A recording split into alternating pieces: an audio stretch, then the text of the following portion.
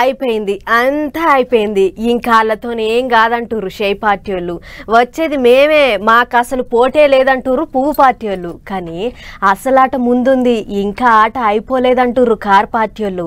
Assembly ఓట్లల్లో ఓడిపోయినా parliament ఓట్లలో పైచేయి మాదే అవుతుందని కాలు దూగుతుర్రు. పార్లమెంటు ఓట్ల ముంగట పొట్టు పొట్టు మీటింగ్లు పెట్టుకుంటా పడని పార్టీ వాళ్ళను పొల్లు సాపిస్తుర్రు. అట్లా నకరేకల్లో పెట్టిన మీటింగ్లా కేటీఆర్ సార్ ఏం మాట్లాడిండో ఇందాం పారి. అసెంబ్లీ ఓట్లల్లో ఓడిరు, పార్లమెంటు ఓట్లల్లో గెలిచేందుకు నానా తిప్పల పడ్డారు. అన్ని ఓడిచిపోయినాయి. ఇప్పుడు ఎమ్మెల్సీ ఓట్ల మీద పడ్డారు లీడర్లు.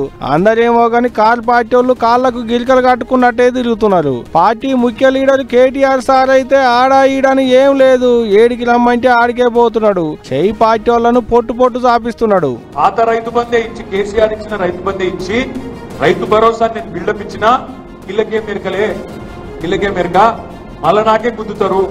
మొన్న 67,000 ఓట్లతో గెలిచినాం నకరేకల్లా, రేపు మళ్ళా గెలుస్తాం. ఎందుకు గెలవము? ధీమా. మా ఆడబిడ్డలు ఇక్కడ ఉన్నారు, మీకు ఎన్ని చెప్పిండమ్మా? నెలకు 2,500, 18 ఏళ్ళ నిండిన ఆడబిడ్డలందరికీ నెలకు 2,500. ఇస్తామన్నని 6 గ్యారెంటీలు ఎడుబాయే.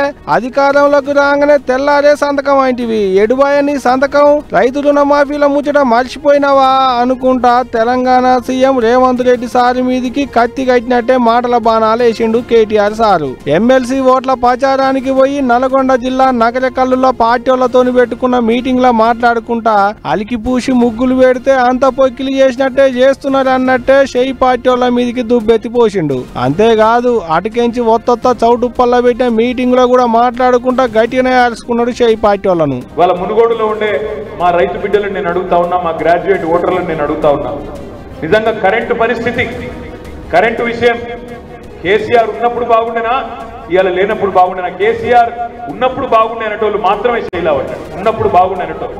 ఇలా మోహమాటం వద్దు, నేను అడుగుతున్నా కాబట్టి లేవటకుంది. మీకు ఇష్టపడి నేను లావట్టునే లేకపోతే లేదు. ఇగో ఇట్ట ఏడికి పోయినా షేయి పార్టీ వాళ్ళ మీదకి కారాలు మిరియాలను ఊరుతున్నాడు. ఏడికి పోయినా అప్పుడెట్టుండే తెలంగాణ ఇప్పుడెట్టయింది, ఈ 6 నెలల్లో ఎట్టుందో అప్పుడెట్టుందో ఓ పారి ఆలోచించుకోరి అన్నట్టే పబ్లిక్ ను అడుగుతున్నాడు. ఎండిన శలకలు చెరువుల ముచ్చట్లే చెప్పుకుంటా షేయి పార్టీ వాళ్ళను చాపిస్తున్నాడు. సార్ ఒక్కడే కాదు, తదిమ కార్ పార్టీ వాళ్ళు కూడా కంకణం కట్టుకున్నట్టే చేస్తున్నారు. ఎట్టన్నా చేసి ఎమ్మెల్సీ ఓట్లలో గెలవాలన్నట్టే కాళ్లకు గిరికలు కట్టుకున్నట్టే తిరుగుతున్నారు. ప్రచారాలు జోరుగా చేస్తున్నారు. మరి చూడాలే గ్రాడ్యుయేట్ ఓటర్ అన్నలు ఎవరికెళ్ళ తొంగి చూస్తారు అనేదిగా రేపు